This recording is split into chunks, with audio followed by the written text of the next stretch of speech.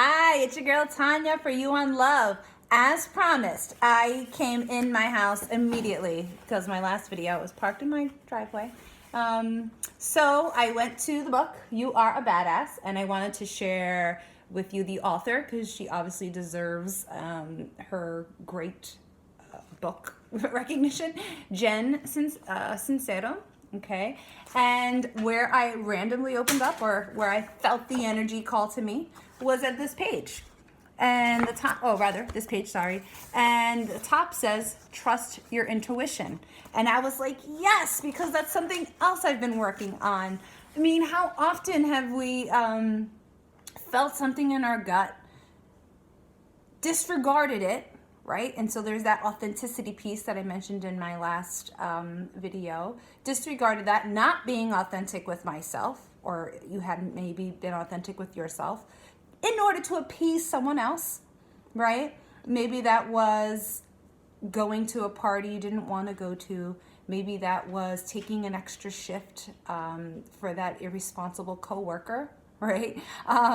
Maybe that was giving a piece of your heart or your body to someone that you really didn't feel like doing, but you did it because you felt like you had to, right? And that's all damaging to our souls and our hearts. And it really isn't in line with self-love practice. Sorry, my cat is saying hello because I just got home.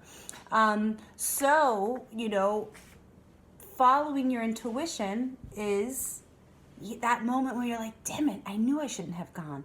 Damn it, I knew I shouldn't have done X, Y, and Z. I knew I should have stayed home. I knew I should have said no. Or I knew I should have said yes because you missed an opportunity, but your gut was, you were fighting with your gut because you were scared about something. You were probably scared of the success you could have had.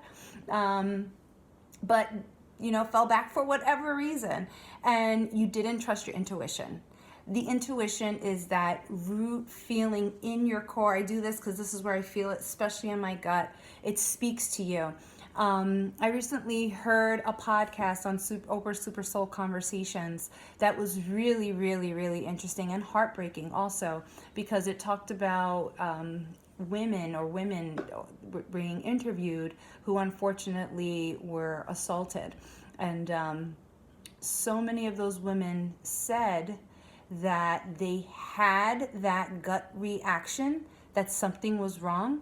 Their brains were going off, but because they didn't want to appear rude, so some woman, a man was in her front porch greeting her children. She didn't want them near him, but she didn't want to appear rude. She thought maybe he was a new neighbor or something to that effect.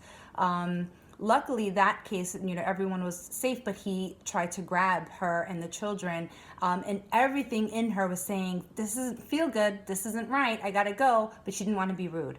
And so, thank God everyone was okay, but ultimately that was really scary, and they were hurt in the sense that, the scuffle that happened because they were cutting away.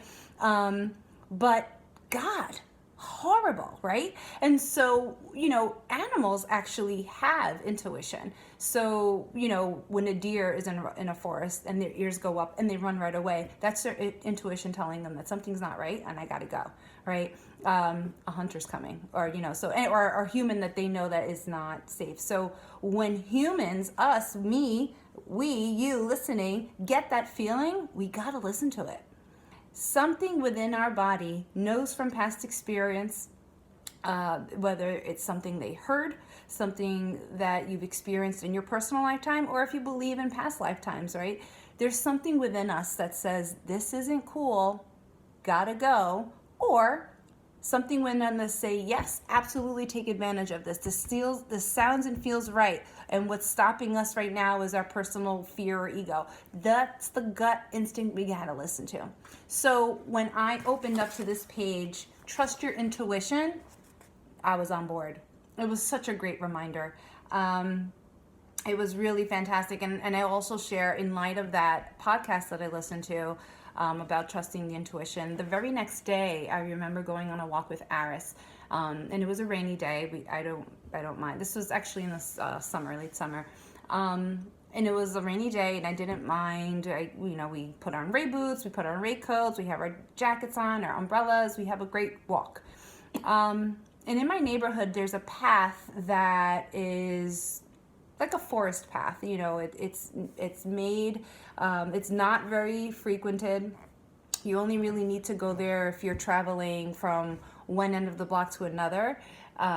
It's filled with trees, logs, leaves, and there is a gravel path, but again, it's not very frequented. Then that's at the far end of the block. So the only reason why you're over there is because you actually need to commute from one side of the block to the other. And I live on a dead end, so this path is at the end of the dead end. And at the end of that block, there were two cars I've never seen before. And I've gone through this with Aris a few times. It was, I go there because there's a park linked to this little path. So in the summertime, we walk through there all the time. But this particular day, if I go through that path, I'm able to go into a complete full circle back to my house. But then there were two cars I was not familiar with, and they looked shady. One was a van, right? The stereotypical van, and the other one was an old Cadillac. Tinted, you couldn't see through it, very dirty looking. And it's a nice neighborhood, right? It's not a neighborhood that has any other junky looking cars on the street. I've never seen these cars before. And I couldn't help but think about that podcast. And I immediately, red flags, I got chills on my skin. I felt something in my gut saying, ooh, whoa, what are these cars doing here? They're about to go into an empty path that's not very frequented. But I don't see anybody. It would be so much faster if I go down this path and turn around. I'll be home in 5 minutes. You know what? I'm going to cough through it because this is important. I said, no, I'm not going through this path. I don't know who's down that path. I don't know. Those cars could be nothing. It could be simple. It could be just someone visiting a neighbor. It could be someone's collecting items and just happens to be sitting in the front. Thank God I heard that podcast. Because I heard that podcast, and my body, literally, I had a gut instinct. I had chills in my arms. Had I not listened to that, I'd probably been like, oh, Tanya, you're being silly. Just go home, right? And go through the short way. I would have been home in 5 minutes. But I didn't. I said, and Aris was like, why, Mommy? Why aren't we going down this path? The path is fun. We find leaves, we find bugs, we find worms. It's very nature-like. I said, you know what, baby? Come on, let's go the other way. And it took me 15 minutes to get home. But I said, whatever. Me and Iris got home perfectly safely. We had a great time on the walk. We splashed in some puddles, and that was absolutely fine. But those 15 minutes were worth for whatever was on that path. To this day, I don't know what was in that path, but I know that my body was like, not cool. Let's not do it. So I listened. It really pays to listen to your intuition. So I was very grateful. So I'm going to read what is here in the book. It says, you have an incredible inner guidance tool that you can use whenever you need it. Tell everyone to shut up and go away, get quiet, give yourself room to feel and think. You have all the answers inside of you. Practice sharpening your intuition. Take the time to strengthen your connection to source energy and trust that you know what's best for you. The more centered and tuned in you are, the mightier you will be. And that's that. And it says, look for more tips on how to do this in the book. I highly recommend getting this book, by the way. It's a fun read. But yeah, so this one was actually longer than my last one. But trust your intuition was that message that I forgot about before. All right. Thank you for listening. Thank you for watching. Please like and subscribe and share with friends if this resonated with you. Peace and love to you all. This is Tanya on You and Love. Take care. Bye.